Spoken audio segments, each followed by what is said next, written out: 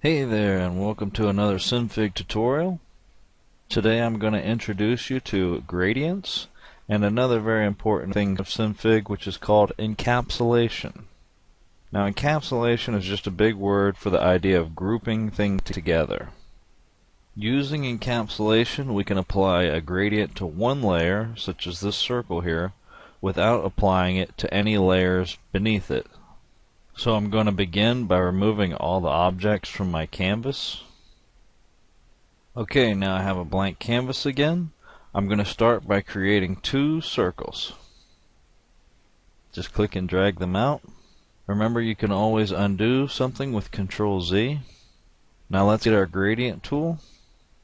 And just for fun, I think I'll switch the color to red here. Click, close. Okay, drag your gradient over the area you want it to span. Okay, now the first thing you should see is that it's just covered the entire canvas. Now this can be very useful for our background layer, but we want to put it onto our objects. So first select your gradient layer, then go over to the object parameters and change the blend method to straight onto. Okay, now you can see that the gradient has been applied to the object layers behind it. But what if you want to apply the gradient to just one object and not all the objects below it?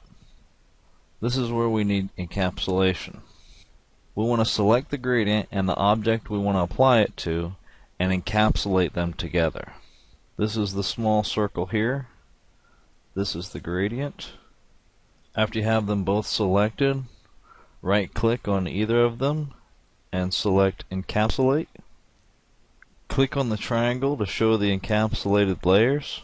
You can see one gradient and one circle inside of it here.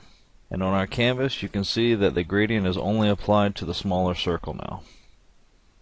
Let's create one more circle to see how this works a little better. Drag it out and let go. Okay, now let's drag this new circle inside the encapsulated area. And this is what it looks like. The gradient is covering all objects inside the encapsulated area.